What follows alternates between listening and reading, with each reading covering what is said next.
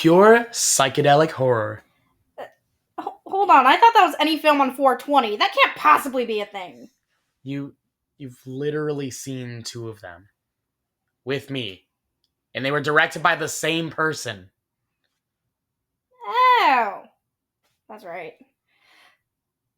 This is staying in the intro, isn't it? Oh, absolutely. Turn up your lights. And prep your cameras for... Lights, camera, chatter.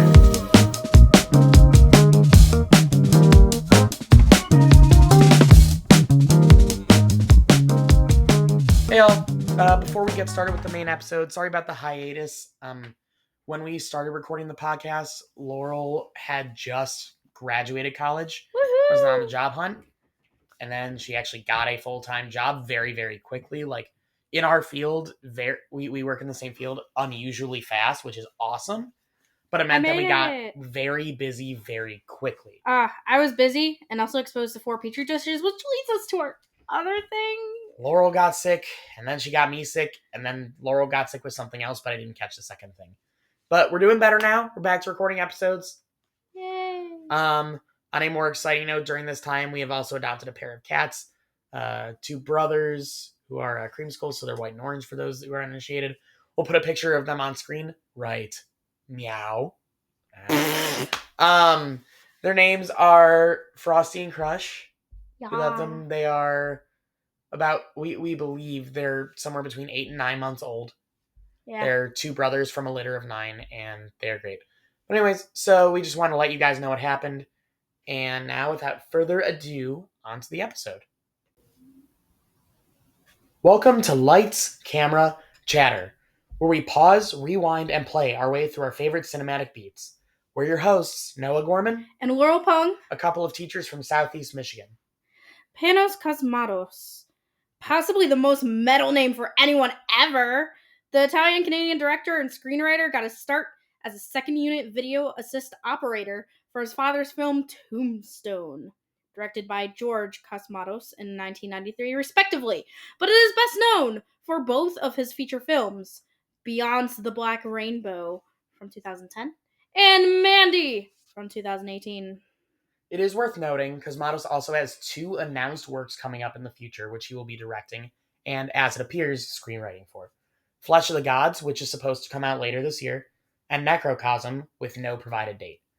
Additionally, he also directed an episode of Guillermo del Toro's Cabinet of Curiosities entitled The Viewing, which is Season 1, Episode 7, made in 2022. We won't be discussing any of these today because, as of right now, at the time of recording, neither of the films have much information now, so there's not much to talk about, and we plan on saving Cabinet of Curiosities as a series for a future episode once Laurel and I are more caught up on the series. Beyond the Black Rainbow and Mandy are both excellent examples of psychedelic horror. Visually and audially stunning films where the plot just isn't the point. Like, they both have a plot, but it's more about the experience, and man, do they provide an experience.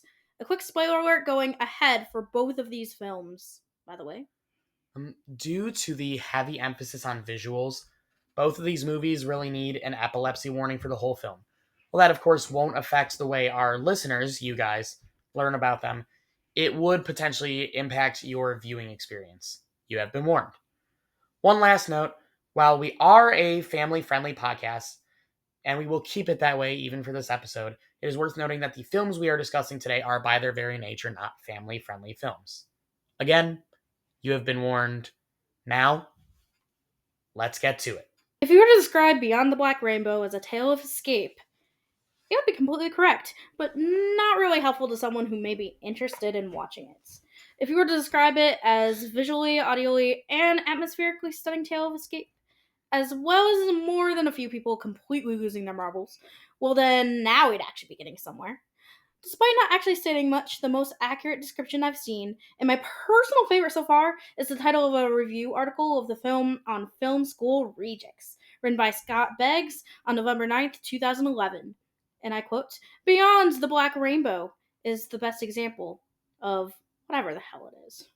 End quote. Truly an accurate description. We open the film with a video recorded presumably in the early 1960s by Dr. Mercurio Arboria, on his founding of the Arborea Institute, a research facility dedicated to exploring the intersection of science and spirituality, utilizing, and quote, serenity through technology. Drugs. Serenity through drugs. Throughout the film, we see both Dr. Barry Nile, Dr. Arborea's protege, and our primary antagonist slowly slip from his grasp on reality as the subject of his research and his creepiness works on her escape from the Institute. We will discuss more scenes, of course, but hopefully this at least provides the gist of what's happening in the film. Cosmatos' open and heavy dislike for baby boomers' new age spiritual ideals shows through here in a darker depiction and use of psychedelic drugs, rather than the stereotypical flower child peace trip depiction that many of us are probably used to from various media depicting that time of the 60s through the late 80s. In May 2011, in an interview with Cool New York, on the film Beyond the Black Rainbow, Cosmatos stated, "I look at Arborea as a kind of naive. He had the best of intentions of wanting to expand human consciousness, but I think his ego got in the way of that, and ultimately it turned into a poisonous, destructive thing.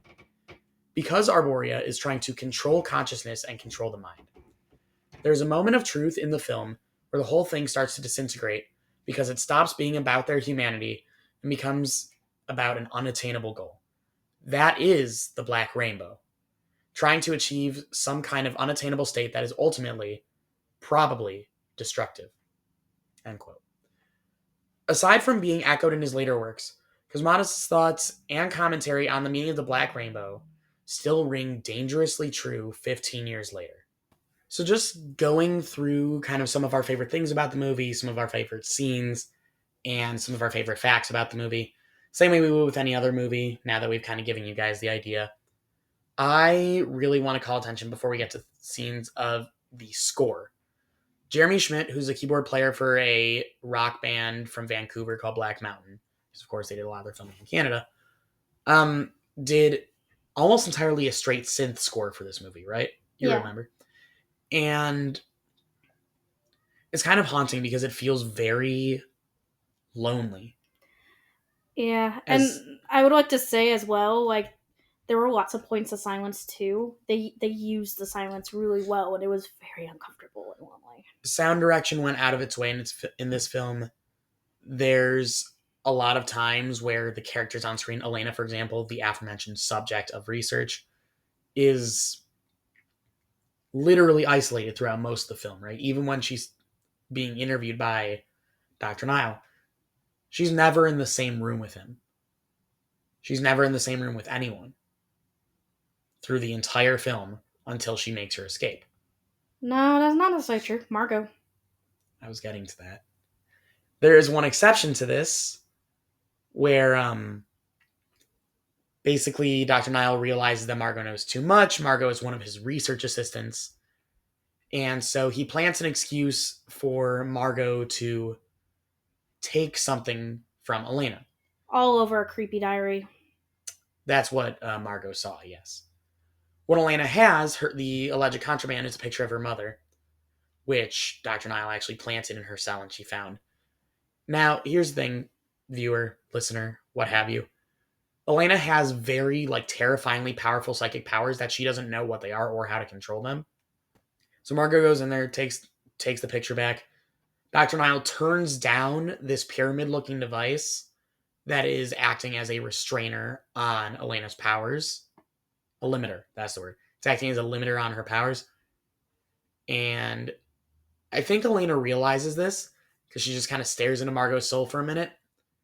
And Margot freezes and floats up, and it looks like she's getting force choked. You think she's going to be force choked. And then, instead of being force choked, her brain explodes out of her eyes.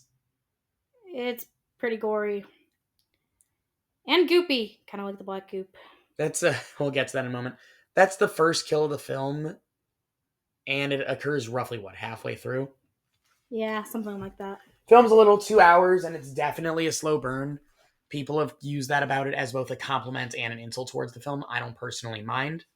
I'm a huge horror fan. I'm perfectly in line with the slow burn if need be. And I think in this case it serves the plot well. Now, before we can talk about the black goop that you mentioned, we do have to talk about, just as a whole, Michael Rogers' performance as Dr. Nile. Oh my Because, gosh, it was so creepy. wow. Laurel, you want to? I feel like I've been talking a lot. You want to cover that one a little bit?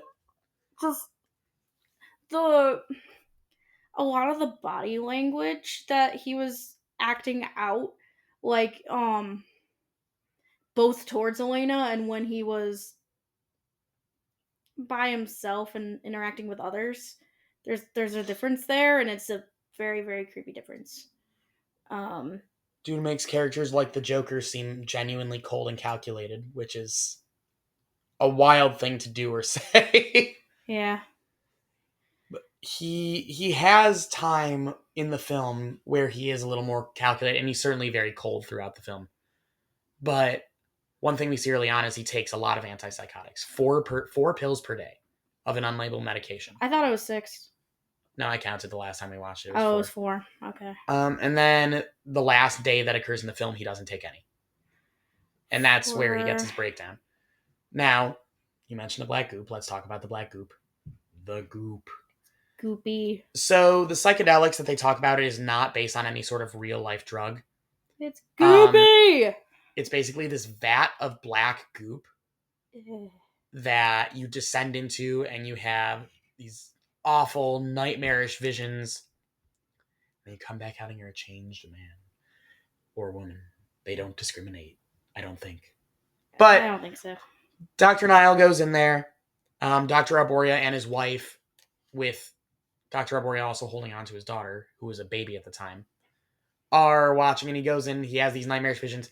He comes out, and what does Dr. Nile do first? He murders Dr. Arboria's wife. Yeah. By biting her in the neck, causing presumably blood to splurt out, but the whole scene's in black and white, so it's a little unclear. Low saturation black and white. It's a visual aesthetic choice. And what does Dr. Arboria do about this?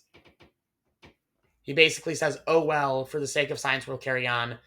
He looks at his baby daughter. He says, your mother's death will not be in vain. And then dips the baby in the goop. So we got 2 gooped people and a person that died. And for the record, honestly, for trying to pretend to be a vampire, very, very wasteful with food. Yeah, that was not a good cosplay of a vampire there. Worth noting also, the baby did get powers. The baby is Elena. Yeah. Again, in case we didn't already say, for spoiler alert, for the 15-year-old movie Beyond the Black Rainbow. But we're talking about this movie because really, in both these movies, because really we think more people should see them. They're very good movies, especially if you like a good, stunning aesthetic. They're just, go watch them. And one last thing I want to talk about is, in addition to Cosmatos' disdain for the baby boomer ideals, there's also a lot of themes about control and identity, and that's a theme we'll see repeated as we talk about Mandy as well. Which, speaking of... Mandy could be explained at its most basic as a violent revenge film. Like Beyond the Black Rainbow, however, that alone does not do the film justice. This movie has an incredible star-studded cast in Nicolas Cage, Andrea Riseborough, and Linus Roach, among others. And it's sincerely the most visually stunning film we've ever seen. Really mean that, too. In one of the most hard-going quotes I think I've ever seen/read in my entire life, the film opens up with just text on the screen. We don't have music yet. We don't have a visual yet. Just text on a screen. And it reads as follows. When I die, bury me deep. Lay 2 speakers at my feet. Wrap some headphones around my head. And rock and roll me when I'm dead. Well, this direct quote came from a death row convict in Texas that, because we're not trying to make him the good kind of famous, we're not going to get into here. It is generally believed that his inspiration was the Marine cadence, if I die, bury me deep. Regardless of intent or meaning, this quote serves well to set the tone for what we're about to see, which, the best way I can put it is, if synth metal was an action horror film. Spoiler going ahead, because the driving force of the entire film is 3, 2, 1. Spoiler starting now.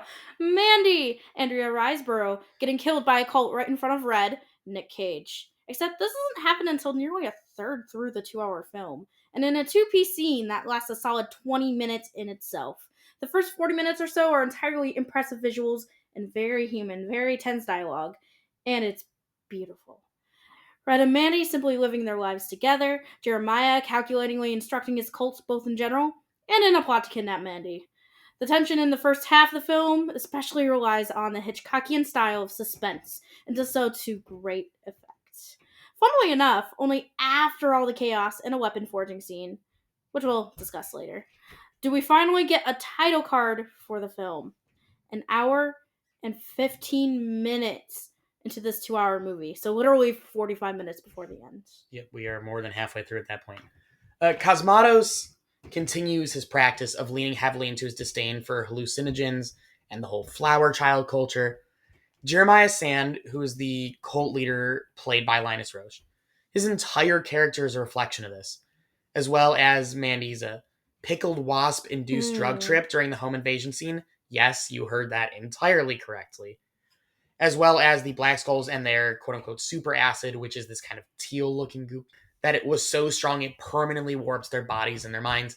As well as Nick Cage's character Red taking one finger lick and messing with him so badly that the entire rest of the film from there is him going on a murder spree. I think it still messed him up the rest of his life, though. Oh, for sure. Well, yeah, no questions asked. I would like to say that, again, the visuals are stunning, especially in the first, third of the film where Mandy is still alive and Mandy and Red are living together. Like, the shape of the waves in the water and, the colors that surround them, living in their peaceful life, are so beautiful, and the sky is, all spacey and stuff. It's awesome. Yep, while it's never explicitly stated, it becomes increasingly clear that this film takes place in an indeterminate place in what we call the Pacific Northwest, right? Yeah. Despite that, it was actually filmed in Belgium because that's where they could get access to open nature to film in. By the way, all these facts coming up are directly off the special features from the disc. So we have confirmation from the voice of the man himself, from Panos Cosmatos. Yeah. And before we get into that a little bit, I will say that, some of those spacey, scenes, I did notice that when Red was reminded of Mandy, or, was thinking directly about Mandy and actually, seeing her, there was still that spacey theme there. And she was seen as, this ethereal, beautiful being. I mean, he loved her, man. Yeah. He loved her. So, getting on with kind of these fun facts before we get too far deep. There are two very major scenes that were filmed at night, and in order to accomplish them correctly with continuity, they were filmed in one night each. And those are the chainsaw fight that we see near the end of the film, and earlier on, Red versus that final Black Skull in front of that flaming car. And the fact that they had to film those, because those were two of the biggest scenes in the film, and they had to film each of those in one night. Other interesting casting notes. Nick Cage was originally asked to be Jeremiah Sand, the antagonist, rather than Red, our hero. But he basically told him, after looking at the script and watching Beyond the Black Rainbow and having seen other villains written by Cosmatos, he basically said, if you want me in this movie, I am playing Red. And he won Cosmatos over. He also said that Beyond the Black Rainbow did give him ongoing nightmares. So that's fun. Now we know that it doesn't just haunt the regular people, it haunts celebrities too. Yeah. I will say, another thing that's really cool is that Andrea Riseborough was Cosmatos' first choice for Mandy. Nobody thought, though, that she would say yes, and yet she still did, which is awesome. If you listen to those special features, there's an obvious shock in their voice that she was actually willing to do the film at all, let alone be their female lead.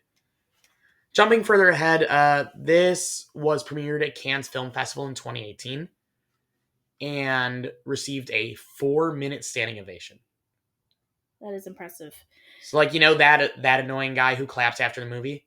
Yeah, a whole room of people doing that for 4 straight minutes before anyone can process what... Yeah, we haven't even processed it yet. Murder, let's go! Nick Cage murder spree. Okay. Linus Roach's entire performance as Jeremiah Sand. Oh my god, he was so good. I'm so glad it was Linus Roach. I mean, I know our buddy Nicolas Cage, he almost got it, but I think the way it turned out actually worked for the best, because I thought Nicolas Cage did a good job as Red, and As Jeremiah Sands, Linus Roach. That was dope. I mean, I go as far as to say Linus Roach was actually the best casting choice of the whole film. Yeah. Nicolas Cage is very good at playing characters who are losing their mind, present tense. The problem is Jeremiah Sand has already lost it. Yeah. Especially in his 3.5 minute single shot unbroken monologue to Mandy and his final confrontation by Red. So to clarify, there is a scene during the aforementioned hallucinogenic scene with the pickled wasp sting. It's a whole thing. It's a wasp pickled in drug juice, I guess. I don't know. It's not entirely clear. There's a scene syringe, where Mandy can't really go anywhere because she's so out of it. And Jeremiah Sand, so Linus Roach's character, is monologuing. And the monologue itself is like almost 10 minutes long. But in the middle of it, there's a 3.5 minute portion where not only is it an unbroken shot, he's staring directly into the camera for the entire take. And there's these really trippy looking parts where they like edit Mandy's face over his Riseborough's face, and then it warps away, and then it warps back, and then eventually you're like, oh, the monologue's over.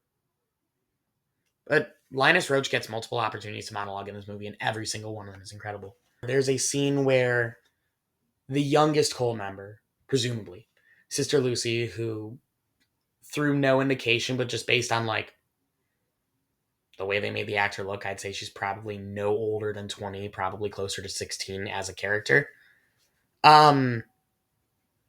Jeremiah whispers something in her ear, makes her kneel in front of Red and play Russian roulette right there.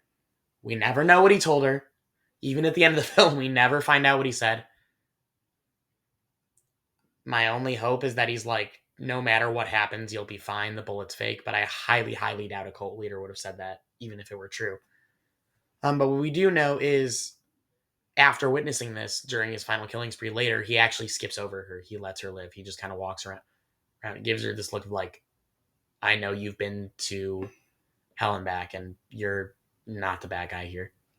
Yeah, it's kind of like he kind of recognized that she was a victim in all this, not a perpetrator. And during all this, Mandy's getting killed in one of the most brutal deaths I've seen in a horror film. And Red's screams of anguish, they recorded, but they cut the audio. So it's these absolutely heart-wrenching screams of pain that produce no sound whatsoever. It's a scene you have to see to believe. Truly it is.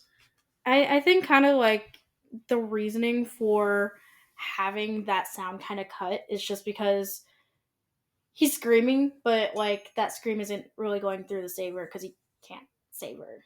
She's burning up in front of him, and he can't do a gosh darn thing about it. Right. Now, moving forward, there's two lighter-hearted scenes that are just kind of fun to talk about. The forging of the beast, which is basically it's one of my favorite weapons in any film ever. Picture the top half is a battle axe, but then instead of just being a battle axe, the bottom of the handle is also a glaive. Can I make this in Forged in Fire? Because that would be really cool. I mean, they do fictional weapons now. That's not something they used to do. That could be something they look into. I wonder if there's an episode on that. Shout out to Forge and Fire and the History Channel. We're not sponsored. We're just fans. And then also Bill Duke has an awesome cameo in the film, Scam and Carruthers, who is implied to be kind of an old hunting friend of Red. Yeah. And so Red goes to him, he asks for his crossbow, he asks for specialized arrows that can, and I quote from Bill Duke's character, cut through bone like butter. Yeah. And Bill Duke asks, who did this? What are you hunting?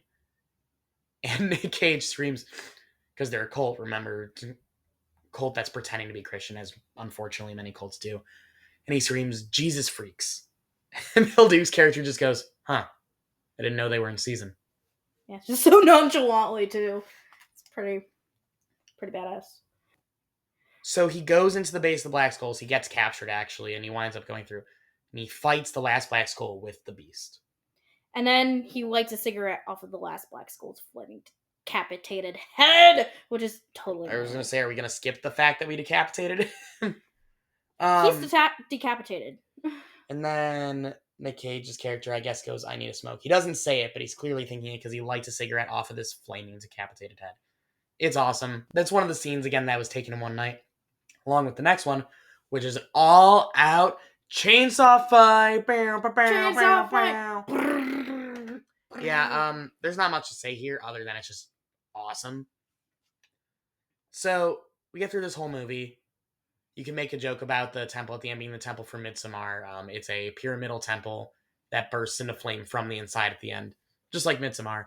Yeah, it's really cool. And Linus Roach does get in another monologue, which is awesome. Except now his character's like totally lost it at this point. I've got a hot take for this movie. And that's that it's one of my comfort movies.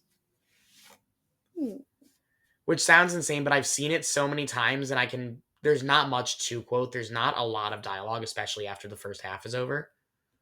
But it's just such a good movie, and I love it. And I need Panos Cosmatos to make more movies, please. Mr. Cosmatos, if you're listening, please make more movies. I will also say that totally valid in having that as a comfort movie, because the definition of a comfort movie doesn't necessarily mean that it has to be something that's wholesome. It's a film that you enjoy watching and get this feeling of like nostalgia and kind of inner peace. I don't know what to call it. I get you, and it's typically something that you keep coming back to, either because you really like it or because it brings you joy, or both. Yeah. And then I do have a headcanon. So, if anyone's seen any of the other horror films Nick Cage was in as a major character, there's one called Willy's Wonderland, which Nick Cage plays a completely unwavered character known only as the janitor, who does not speak. He's a total boss, kills all the animatronics, sure. But he doesn't speak a single word the entire film, and he's unfazed by the fact that he's literally in murder's path. Which gives me the idea that after the events of Mandy, Red is so traumatized that he never utters another word again. And he actually is the janitor in Willy's Wonderland. And obviously, Nick Cage plays them both, and they're similarly styled characters. But this is a headcanon, and it doesn't have to totally make sense. I mean, I feel like there's some merit to it, because, the stuff that he had from the black schools, that probably messed him up enough that maybe he just was completely unfazed after that. I think that about wraps it up for today on Light Camera Chatter. We're both really big fans of Panos Cosmatos' work, as you can tell, and psychedelic horror in general, and we're always happy to see it get some better recognition. Go watch it. You. Jeffrey, I'm talking to you directly through the screen. Go watch it. Melanie, go watch it. Ryan, go watch it. Even if your name isn't Jeffrey, Melanie, or Ryan, go watch it anyways. That works for me. Until next time. This has been Lights, Camera, Chatter. And